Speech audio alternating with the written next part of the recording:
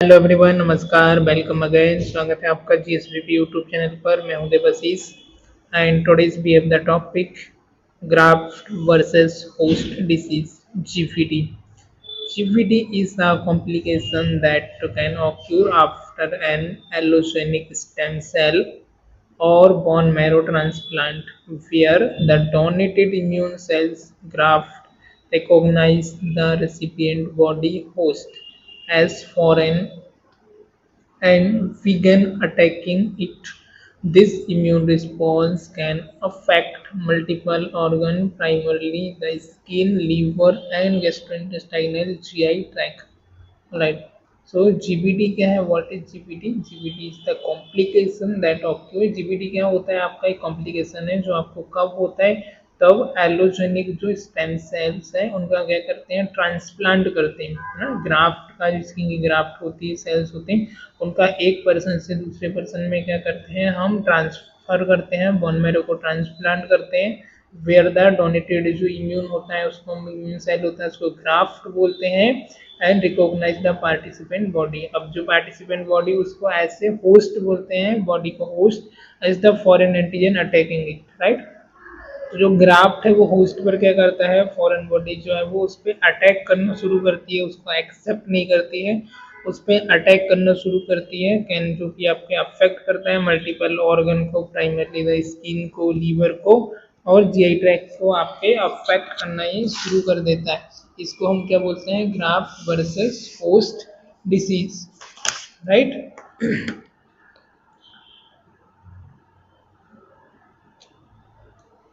I hope इतना आपको समझ आया होगा।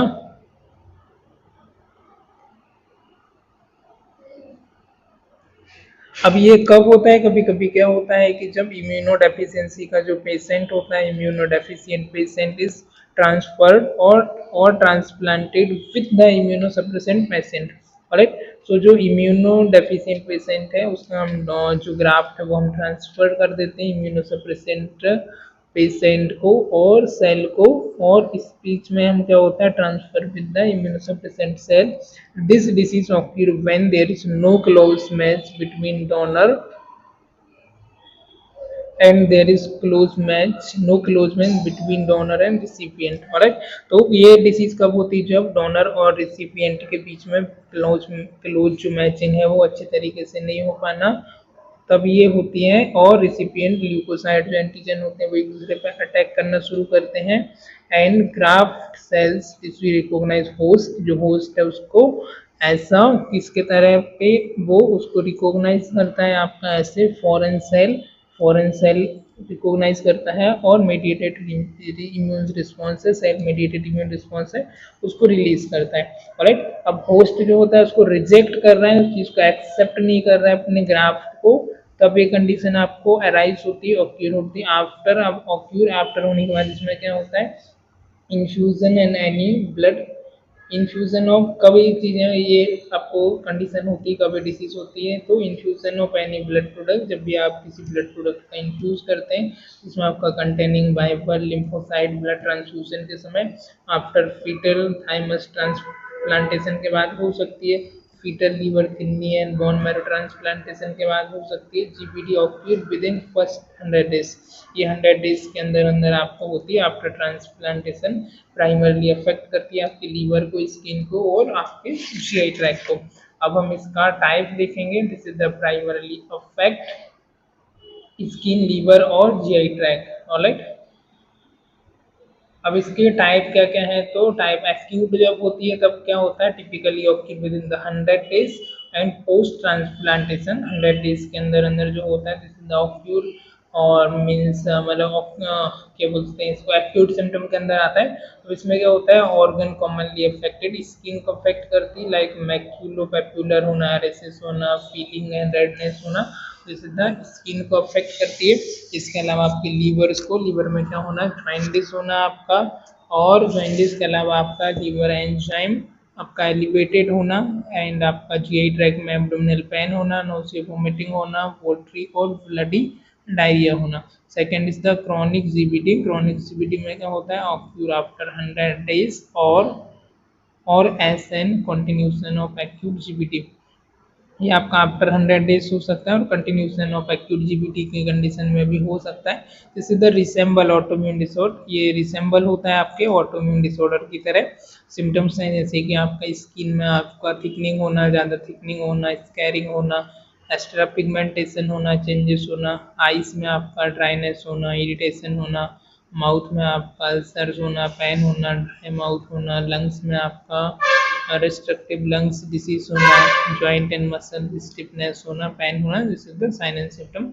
मेडिकल मैनेजमेंट आपका क्या क्या हो सकता है, इम्यूनोसप्रेसिव आपका थेरेपी, हम इसमें इम्यूनोसप्रेसेंट थेरेपी दे सकते हैं पेशेंट को, जो कि आपका इम्यूनोसप्रेसेंट थेरेपी की लाइक आपका corticosteroid example prednisolone, this is the first line treatment, first choice of treatment क्या है, corticosteroid example prednisolone, methyl prednisolone, prednisolone, this is the injectable आता है और आपका टैबलेट फॉर्म में भी आता है, ओरल मेडिकेशन भी आती है। नेक्स्ट है आपका कैल्सीन्यूरिन इनहिबिटर, जिसमें आपका आता है साइक्लोस्पोरिन और टेक्रोलिमस, राइट, साइक्लोस्पोरिन और टेक्रोलिमस। एंड नेक्स्ट आता है आपका माइकोफेनोलेट मॉर्फिटिल, माइकोफेनोलेट मॉर्फिटिल। और next medicine is the monoclonal antibodies like आपका एंटी टीएफएन, एंटीजेंट, ये सारी चीज़ें। सपोर्टिव केयर में क्या क्या हम सपोर्टिव केयर दे सकते हैं, तो here is the supportive care like management of infection, infection को मैनेज करना, प्रॉपर तरीके से न्यूट्रिशन सपोर्ट देना, लीवर एंड किडनी फंक्शन को मॉनिटर करना, एलएफटी और आरएफटी को मॉनिटर करना, एंड फोटोथेरेपीज और बायोलॉजिकल थेरेपीज प्रोवाइड करना इन रेजिस्टेंस केसेस में। इन केस रेजिस्टेंस है तब फोटो और बायोथेरेपी, रेयर में बट रेजिस्टेंस है मेडिसिन से तब हम इसे चूज करते हैं। राइट, नेक्स्ट आपका नर्सिंग मैनेजमेंट, नर्सिंग मैनेजमेंट आपका क्या होगा, so monitoring and assessment, first is the monitoring and assessment, frequent assessment for sign of GVT, raise GI symptom, liver function, right? तो frequently आपका assessment for sign of GVT, raises and GI symptom, liver function, etc. इसमें क्या करना है आपको, monitor vital sign को monitor करना, fluid and electrolyte balance को मॉनिटर करना, एंड वेट को भी मॉनिटर करना, मेंटेन करना। Some of the medication and education administered immunosuppressant as prescribe, जो भी प्रिस्क्राइब इम्यूनोसप्रेसेंट है डॉक्टर ने जो भी आपको प्रिस्क्राइब किए हैं उनको एडमिनिस्टर करना, पेशेंट को देना, पेशेंट को एजुकेट करना अबाउट मेडिकेशन के बारे में, मेडिकेशन कैसे लेना है, कितना इम्पोर्टेंस है मेडिकेशन लेना, उनका साइड इफेक्ट क्या हो सकता है, एक्सेट्रा, इसके बारे में उसे कम्प्लीटली एजुकेशन देना। इन्फेक्शन प्रिवेंशन के बारे में पेशेंट को बताना, कैसे वो इन्फेक्शन को प्रिवेंट कर सकता है, इम्प्लीमेंट न्यूट्रोपेनिक प्रिकॉशन, इसके अलावा न्यूट्रोपेनिक प्रिकॉशन है उसे कैसे इम्प्लीमेंट कर सकता है, किस तरीके से वो प्रिवेंट कर सकता है डिसीज़ को, ऑल अबाउट इसके बारे में बताना। Educate on hygiene and avoiding infection, hygiene के बारे में बताना, कैसे एक हाइजीन मेंटेन कर सकता है, इन्फेक्शन से कैसे प्रिवेंट कर सकता है और अवॉइड कर सकता है, क्या क्या उसके सोर्सेस हैं उनके बारे में उसे कम्प्लीटली एजुकेशन देना। इसके अलावा पेशेंट को न्यूट्रिशनल सपोर्ट देना ना, एनकरेज करना, स्मॉल उनको उसको मोटिवेट करना, एनकरेज करना, उसको बताना कि थोड़ा थोड़ा खाना खाए, वो थोड़े थोड़े समय में फ्रीक्वेंट मील्स ले, पेशेंट को एनकरेज करना, work with the dietitian for GI involvement, in case यदि जीआई का इन्वॉल्वमेंट हो गया है, पेशेंट का जीआई ट्रैक में खाना वगैरह ठीक से उसे डाइजेस्ट नहीं हो रहा है या कोई भी प्रॉब्लम आ रही है, तो डाइटिशियन की हेल्प भी हम इसे ले सकते हैं और अच्छे तरीके से उसे डाइट प्लान को हम प्लान कर सकते हैं। Right, next is the support for anxiety, anxiety के लिए साइकोलॉजिकल सपोर्ट देना, इनकेस स्ट्रेस एंजाइटी डिप्रेशन में है तो वो कोपिंग स्ट्रेटजी उसके लिए फॉलो करना, अच्छे तरीके से उसे साइकोलॉजिकली सपोर्ट देना। Next is the involve patient and family in care planning, care planning में पेशेंट को और फैमिली को इन्वॉल्व करना। ओके,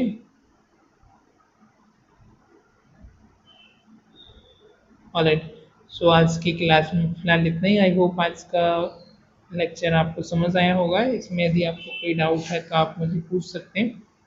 राइट, तो छोटा सा टॉपिक है, इम्पोर्टेंट टॉपिक है, ज़्यादा इसमें कुछ नहीं है। तो इसके बारे में हमने देखा एक आपका ग्राफ्ट वर्सेस होस्ट डिसीज़ क्या होता है। ग्राफ्ट वर्सेस होस्ट डिसीज में जो हम बोन मैरो का स्टेम सेल का ट्रांसप्लांट करते हैं, ग्राफ्ट जो डोनेटेड होता है, डोनर होता है, उसको ग्राफ्ट बोलते हैं। जिस व्यक्ति रिसीव करता है, जिस सेल रिसीव करते हैं, उनको हम बोलते हैं होस्ट। तो ये होस्ट को ऐसा फॉरेन बॉडी रिकॉग्नाइज करता है ग्राफ्ट, और उसमें अटैक करना शुरू कर देता है, जिससे द इम्यून रिस्पॉन्स होता है, और जो आपके अफेक्ट करता है मल्टीपल ऑर्गन को। प्राइमरली आपका अफेक्ट करता है स्किन को, लीवर को, जीआई ट्रैक्ट को। इसका टाइप एक एक्यूट है। एक्यूट जो होता है विद इन आपको 100 डेज होता है, और जो क्रॉनिक होता है वो 100 डेज के बाद ये इसको वो ऑनगोइंग कर सकता है। ऑलराइट। सो और ऑर्गन इसमें कॉमनली जो अफेक्ट होते हैं आपका स्किन, लीवर और जीआई ट्रैक्ट। स्किन में आपका मैक्यूलोपैपुलर होना, स्किन में आपके रेसेस होना ना, तो ये सारे सिम्टम स्किन में ज़्यादातर देखने को मिलते हैं। पेन पीलिंग होना, रेडनेस होना, रेसेस होना, ये सब आपको स्किन में देखने को मिलते हैं आपके। इसके अलावा आपके पाम्स पर, फीट पर, आपके बैक बैक पर है ना, सीवियर केसेस में आपका may be spread part of other body ना, तो अदर बॉडी पार्ट पर भी ये स्प्रेड हो सकते हैं। इसके अलावा आपका कॉन्स्टिपेशन होना, सॉरी डायरिया होना ना, yellow of skin and I होना लाइक जॉइंटिस, बिकॉज ऑफ की लीवर का इन्वॉल्वमेंट है। लीवर का जो टेंडरनेस होना ना, और एलिवेटेड आपका लीवर एंजाइम होना, bacterial and fungal infection present होना, जीआई सिम्टम में नोजिया, वोमिटिंग, ब्लडी डायरिया, मैल एब्सॉर्प्शन, ये सारे सिम्टम आपको देखने को इसमें मिल जाते हैं।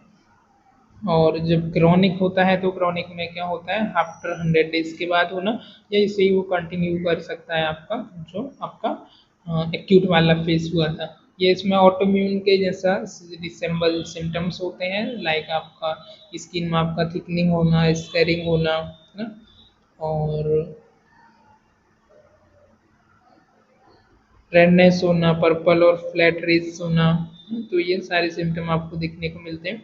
माउथ में आपका अल्सर होना, ड्राई माउथ होना, डिफ़िकल्टी होना, पेन होना सोलोविंग में, और लंग्स में आपका रिस्ट्रिक्टिव लंग्स डिसीज होना, और जॉइंट में आपका मसल्स स्टिफनेस होना, पेन होना है ना।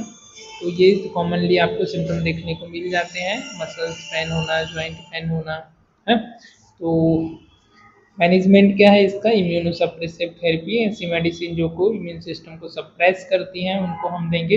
इसमें से फर्स्ट चॉइस ऑफ मेडिसिन आती है फर्स्ट लाइन ट्रीटमेंट में कॉर्टिकोस्टेरॉइड, जिसमें निसोडोन एंड कैल्सिन्यूरियम इनहिबिटर, साइक्लोस्पोरिन और tacrolimus, right, and mycophenolate, mofetil, monoclonal antibodies, supportive care, nursing management, nutritional, infection care, liver and function test, alright.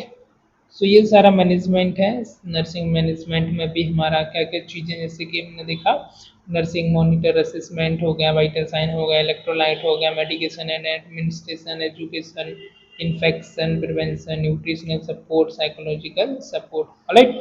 तो I hope, in case I hope आपको समझ आया होगा। Still you have any doubt, you may ask, alright. So bye bye, have a good day.